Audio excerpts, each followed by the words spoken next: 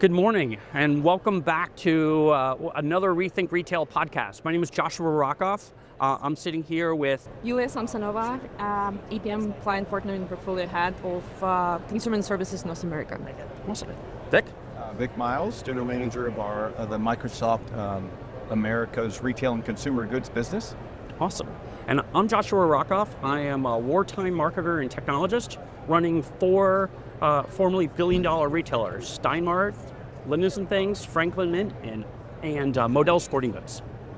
So let's launch into the first question, right? Which is, we're talking luxury retail, right? And so luxury retail, it's important for having that personal relationship because you only really get one or two shots for that brand loyalty. But we're obviously talking about AI agents and how AI agents really are doing that frontline work. Yep. Is it something to worry about that AI agents are going to take away that personalized experience that luxury shoppers expect, or is that overblown? Good question. Let's start with breaking some stigmas initially, right? Yep. So I think luxury retail has always been a human business based on trust, taste, and relationship. And honestly, I think it will continue being a human business well beyond the hype era of AI. At the same time, companies like Gucci or Burberry, we see now heavily investing in data and digital, but it doesn't mean that they want to remove the human layer. It's basically like quite opposite. So what Burberry is saying, for example, and they are very vocal about basically building the data-enabled customer view, but at the same time, they're very particular saying that their store associates are still in the center of this experience, owning this experience. So in the reality, store associates usually operates within the very fragmented systems, incomplete customer views, or even manual follow-ups that takes time away from the consumer. So where we do believe there is an opportunity for AI, it's not to replace basically, but to protect this human layer. If this done wrong, right, it basically gives store associates much more time back to focus on what's really important: curating the experience or understanding the consumer needs in a moment. So in our opinion, it's not a threat at all. It's a protection layer that could help store associates do their job better. Vic, what's your perspective on it? When I think about agentic luxury, I've not heard it called that before, but we coined the term here. I think about meeting the customer where they're at, the consumer. One of the things that is interesting about luxury is it means a lot of things to a lot of people, right? You could be super high-end luxury where you don't need much service and you send your assistant in to get a product, right? Or you might do luxury where you like the experience, right? You like to walk into a boutique. You want them to know you're coming. And having an agent that starts that journey, perhaps on your phone, inside of an app, or on a commerce site, can help, right? You can start that experience even before they engage with the personal side of the luxury experience. So I think the orchestration across the relationship can be really helpful.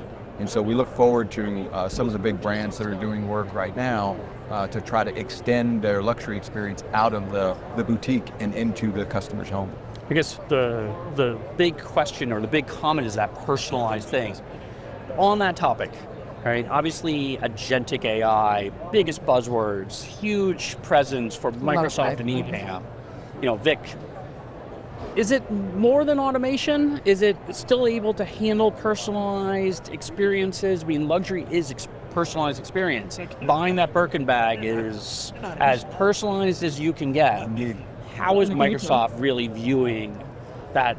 The concept of agentic AI with all of the different automations and aspects of it without losing sight of the customer and that personalized experience. We actually will differentiate automation from agentic in one and very important way. Automation is good for efficiency, right? So if you want something to be done the same way every time, automation can do that for you.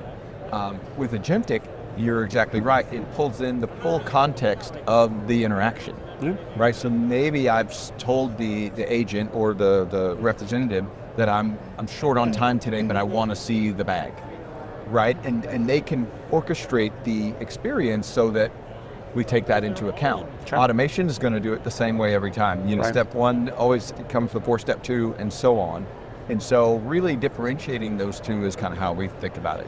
So at EPOM, is it, I guess the bigger question is, as you're looking at agentic AI, is it just a replacement of automation? Or is it basically it's taking it a step further and saying, you know what, Gucci has it this way, Louis Vuitton has it over here, Amazon is well over here, and it's a very personalized to the business, not necessarily where it's the same flow over and over and over again, and you're essentially just kind of brute forcing it into place. Josh, I think Vic's thought was right on spot, and I would anchor that with just the context of how luxury brands operate, right? Sure. So many of those companies now has products like Salesforce or Adobe, etc. Sure. The problem is not having the right tool to automate the particular flows. The problem is in orchestrating and activating those tools, right? Because if we talk about the reality, the store associates now still heavily rely on WhatsApp, even memory, Sure. to serve the client, right? So in that case, I think AI can bridge this gap, but not just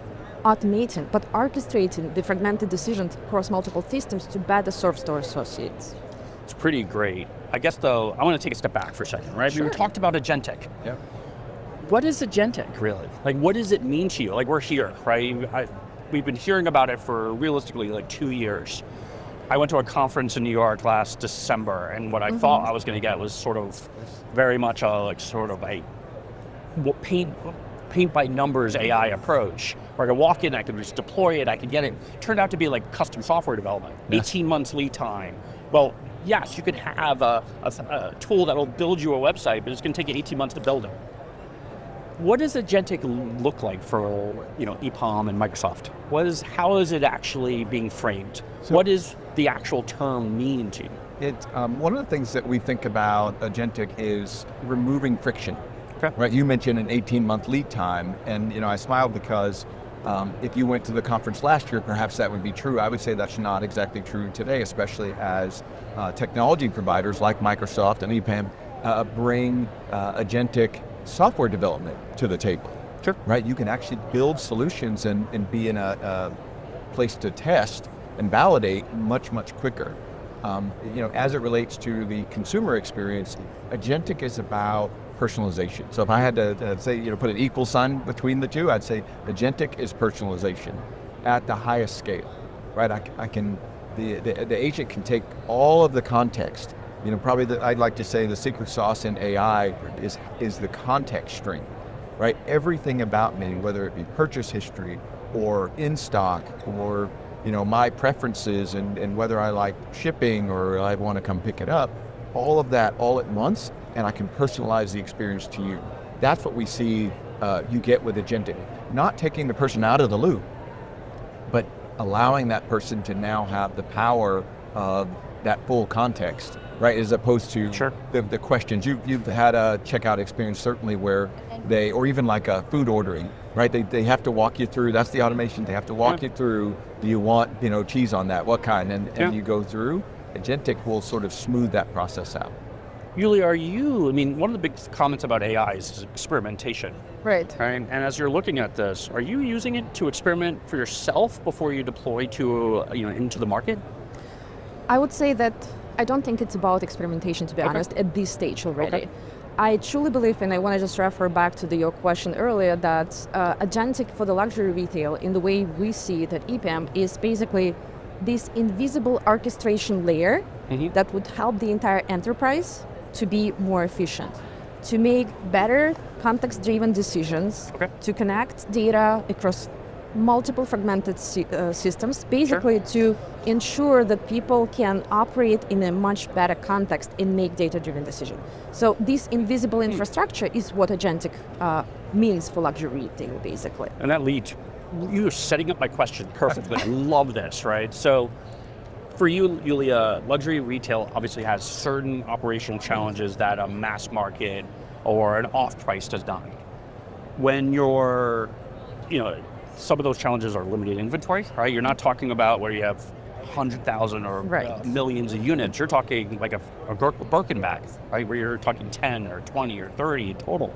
And then obviously you're talking a limited audience, right? You're not talking where it's mass like Amazon has, where it's millions or tens of millions or hundreds of millions. In some cases, you have 10 or 20 or 100. You know, like there are examples. Xenia, they say for them at their financial center out in Lower Manhattan, they need essentially like 15 clients a year to cover the rent and cover their operations.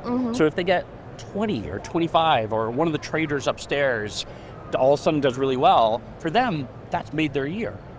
So I guess with knowledge of that, where do you see agentic AI delivering the most immediate value for luxury brands? I think you were right on the spot saying that basically clienteling and allocation would be two areas where we see, the higher value for the luxury retail. And it's, I guess, pretty obvious because clienteling doesn't mean that you will spin up an agent that will serve your customer instead of a store associate, but it's basically helping store associate to get the right context at the right time about this particular client in order to curate this special experience, high-touch experience, right? Because let's be honest, companies like Hermes or Chanel, they heavily rely on the store associates to create this super high-touch experience. But it creates also a variability, right? Because you have your rock stars who are doing it amazingly, but there is some inequality. So AI can leverage that and address this gap and basically providing and serving these insights to any store associates. Allocation is another area, but because again, the planning quite often still rely on demand allocation, rely on the planning cycles, or it's not close to real time. AI can help by basically do you incorporate the demand signals even on a consumer level? So in your example, they particularly know who are those clients, what do they need, what do they want, and they can plan their allocation based on this preference and taking into the account brand identity and the whole experience part. Vic, what's Microsoft's view and how are you approaching this? We like to approach the shopping experience or the product selection experience, but from discovery all the way through, as a single sort of work stream. Right? So we like to think about the fact that, as you mentioned, clienteling up front, right? Getting the customer ready, understanding what their buy signals are, and then perhaps moving product, right? You could even get to the point where you'd say, I'm going to move product. I think this person is 80% ready. They need to see the bag. Right? They need to see the bag. And then on forward to post sale, right? You have that perhaps a WhatsApp message that goes out that says, how did you like it? And if you get anything other than it was great, then AI can actually then orchestrate the response, right? And make the customer feel heard. And I think that's kind of how we think about it, is it's a full flow through the shopping journey through to post-purchase. So we've talked about personalization, we've talked about clienteling, talked a little bit about allocation. That's sort of a summary statement as we're summarizing this for our podcast as a closing statement. I guess my question is, where am I going to see the immediate impact as the luxury shopper? If I walk into a store in the next 90, 180 days, will I start to feel the agentic AI? Or is it going to be so masked and so much in the background that I'm going to expect my personalized experience, I'm going to have maybe more of a rich experience, but I'm not going to really feel the impact? Where do you see it going? Yeah, I think that, and I'm glad that you scoped the question or even the context of this discussion around luxury. Yeah. Right, I think in luxury retail, you won't notice the agent.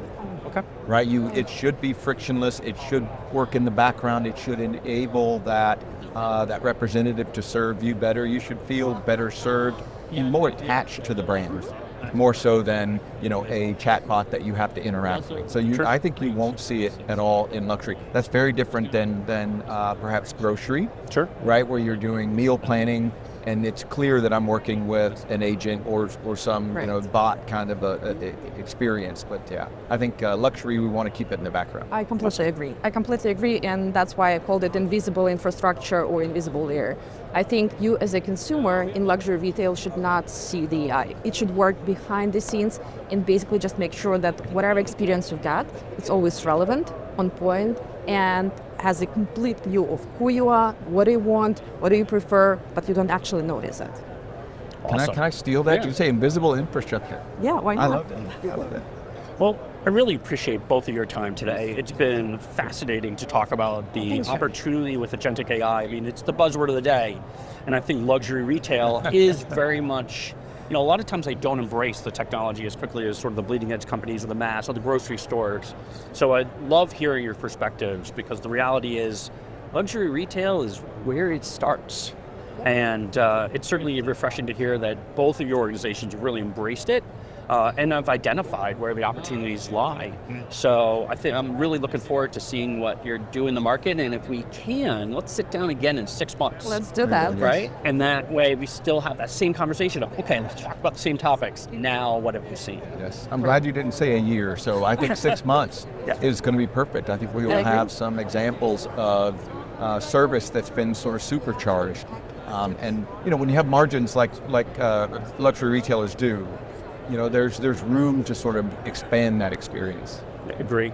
Thanks for having us, Josh. It was I very really interesting. appreciate your time, and thank you again. Thank you. And Thanks this a is lot. another Rethink Retail podcast. I'm Joshua Rockoff, and certainly come back for more.